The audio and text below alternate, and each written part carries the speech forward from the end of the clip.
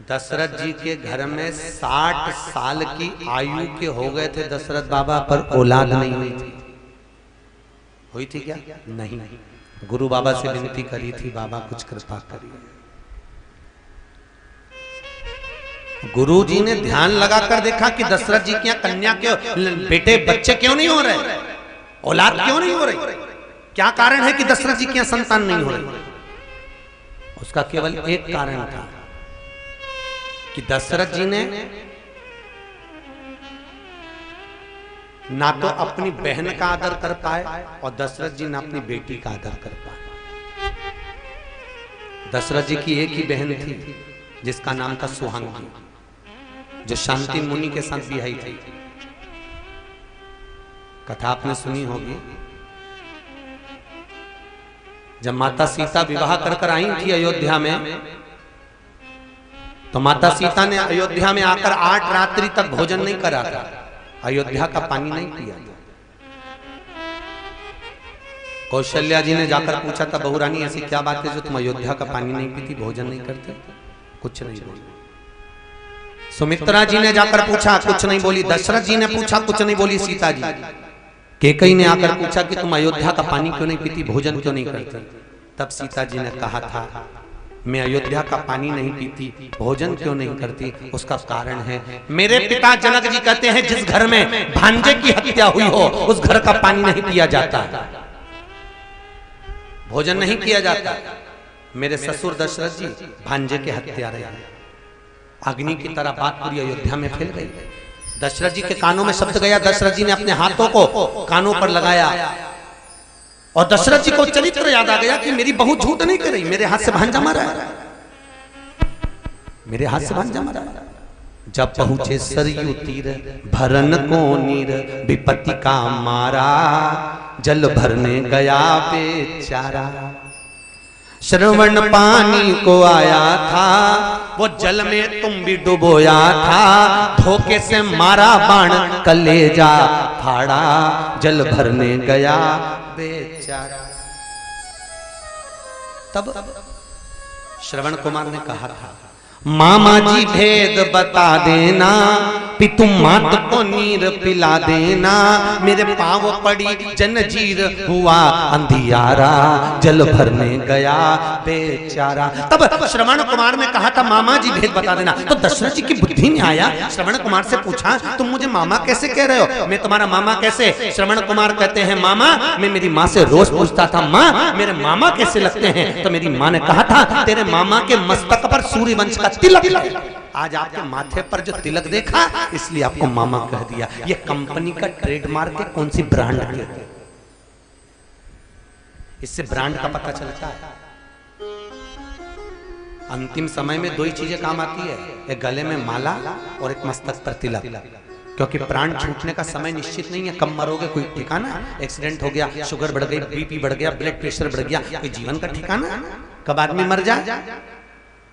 और मरते समय अगर राम का नाम नहीं निकला तो मत निकलने दो, मरते समय कृष्ण नहीं निकला मत निकलने दो। अगर मरते समय तुम्हारे मस्तक पर तिलक लगा होगा तो यम के दूत जब बंदी बनाने के लिए आएंगे तो यमदूत पहचान जाएंगे ये अपनी कंपनी का माल नहीं, ये नारायण की कंपनी का माल है, इसको तो नारायण ही लेकर जाएगा। मात्र लेवल देखकर पहचान जाएंगे। इसलिए मस्तक पर तिलक हो, और अगर तिलक बिगड़ भी गया हो तो गले में तुलसी की माला हो तो भी भगवान अपने धाम में ले जाता है।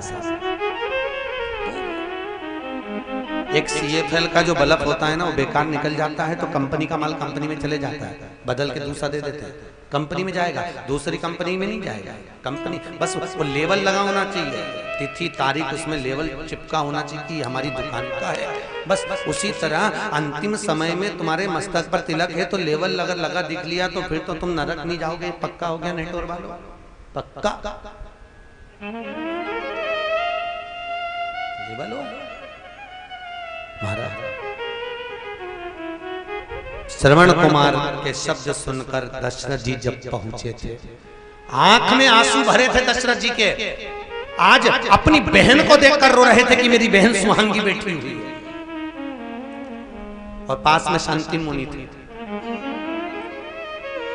अश्रु गिरे। सुहांगी ने कहा, भैया आप आए हो, तुम्हारा भांजा आता होगा। दशरथ जी ने चरित्र कहा तो श्रवण के पिता शांतिन मुनि ने श्राप दे दिया, अपने पुत्र के वियोग में प्राण त्याग रहा हूं, तुम्हें त्यागना पड़ेगा। आज दशरथ जी कह रहे हैं कि मेरी बहुत गलत नहीं करी, मेरे हाथ से भांजा मारा है, पर विश्वामित्र जी उस समय पर वहीं थे। उनको बुलाकर पूछा मेरे ऊपर से भांजे की हत्या का दोष कैसे मिटेगा। विश्वामित्र जी ने कहा 1000 ब्राह्मण को एक जगह पर बिठाकर भोजन कराकर दक्षिणा देकर भेज दो, भांजे की हत्या का दोष मिट जाएगा। सीता जी से पूछा ऐसा कर दें? सीता जी ने कहा मेरे पिताजी ने ये नहीं बताया। कई कई बहुएं जो होती हैं मायके के मेथड से चलती है। सास बताती है ऐसा करो, वो नहीं करेगी, पर मम्मी ने जैसा बताया वैसे ही करेगी। मेरे पिताजी ने ये नहीं बताया। तुम्हारे पिताजी ने क्या बताया? सीता जी कहती है मेरे पिताजी ने बताया कोई ऐसा ब्राह्मण जिसने ना कभी किसी के घर खाया हो, ना पानी पिया हो, ऐसे ब्राह्मण को घर में बिठाकर भोजन कराकर दक्षिणा देकर भेज दो, भांजे की हत्या का दोष मिट जाएगा। पूरी अयोध्या में देखा तो ऐसा बामन नहीं मिला जिसने ना कभी किसी के घर खाया हो, ना पानी पिया, ना मुंह झूठा करा। जनकपुरी पत्र भेजा, जनक जी आपके यहाँ कोई ब्राह्मण हो तो बताओ। जनक जी के हमारी नगरी में भी कोई ब्राह्मण नहीं, नेटोर में हो तो बताओ रे कहीं का। जिसने ना कभी किसी के घर खाया हो, ना पानी पिया हो, ऐसे ब्राह्मण को ढूंढा जाए। आखिरी में दशरथ जी हार गए, कोई ब्राह्मण नहीं मिला। दशरथ जी ने समधी जी को पत्र लिखा, सगा जी को पत्र लिखा, समधी जी जनक जी किसी को ढूंढ कर भेजो, सीता भोजन नहीं कर रही है। जनक जी ने पत्र में लिखा पूरी पृथ्वी पर केवल एक ही ब्राह्मण है जिसने ना कभी किसी के घर खाया, ना पानी पिया, उसका नाम लंका का राजा रावण है। बस एक ही ब्राह्मण है। प्रवृत्ति भले राक्षस के पर है ब्राह्मण, उसको बुलाया जाए। दशरथ जी ने पत्र लिखा, श्रीमान रावण जी महाराज आप हमारे यहाँ एक समय भोजन के लिए पधारो। वो पत्र मंदोदरी के हाथ लग गया। मंदोदरी कौन थी रावण की? जम के बोलो, आवाज नहीं है। कौन थी? पत्नी। अच्छा, कौन सी रामायण में लिखा है कि मंदोदरी रावण की पत्नी थी? 18 तरह की रामायण है, कुल 52 तरह की भागवत है, 9 तरह की शिव पुराण है। कौन सी रामायण में लिखा है कि मंदोदरी रावण की पत्नी थी? रामचरितमानस में लिखा है मंदोदरी रावण की पत्नी नहीं धर्म पत्नी थी। क्या लिखा है? धर्म पत्नी। पत्नी शब्द का संबोधन नहीं लिखा। पत्नी और धर्म पत्नी में अंतर होता है। पत्नी वो होती है जो पति को पतन के रास्ते पर ले जाती है, पत्नी वो होती है जो पति को सिनेमा घर ले जाती है, पत्नी वो होती है जो पति को बिजनौर घुमाने ले जाती है, धर्म पत्नी वो होती है जो पति को राम कथा तक लेकर आती है, धर्म पत्नी होती है जो पति को धर्म के पथ पर लेकर जाती है। तो मंदोदरी पत्नी नहीं है, कौन है? धर्म पत्नी, धर्म के पथ पर ले जाती। आप में से कितनी है धर्म पत्नी? अरे 9 दिन में कम से कम 1 दिन तो धर्म पत्नी बनो। और अगर नी भी आए तो निवेदन है जितनी कथा यहाँ सुनो उतनी कथा घर जाके सुना। सुनाते हो? कम से कम रात को नियम ले लो, जब पति आवे तो उसको पूरी कथा सुनाना होना चाहिए। ऐसा नियम धारण करना चाहिए, धर्म पत्नी का लक्षण है, होना चाहिए। एक बार पूना में कथा कर रहे थे और पूना में एक गार्डन में कथा थी, वहीं पर हमने कहा जितनी कथा यहाँ सुनो उतनी घर जाकर सुनो। एक नई नवेली बहू तीसरे दिन कथा में आकर बोली आज गुरुजी मेरा सेठ आया, मेरा पति आया। हमने कहा बहन उसको मिलवाना जरूर हो। तीसरे दिन वो कथा में मिलने के लिए आया, हमने तुलसी दी। हमने उससे पूछा भैया तो 2 दिन कथा में नहीं आया, तीसरे दिन कैसे आ गया? उसने कहा गुरुजी सही बोलूं? मैंने कहा बिल्कुल सही बोल, कि रात को 9 से 12 सुनने से अच्छा है दिन में 3 से 6 सुन लूं। पूरी रात बैठ के कथा ही सुनाती रहती है, पूरी रात कथा। सियोर वाला महाराज ऐसा बोला था, सियोर वाला महाराज ऐसा बोला था, पूरी कथा। तुमसे भी निवेदन है रोज प्रतिदिन शाम को जाओ, जब सोने का समय आए थोड़ा पांव दबाते दबाते, पांव दबाना गला नहीं, पांव दबाते दबाते कथा करो, पूरी कथा जितनी भाव से। बोले रामचंद्र भगवान की। भाव से कथा का रसपान।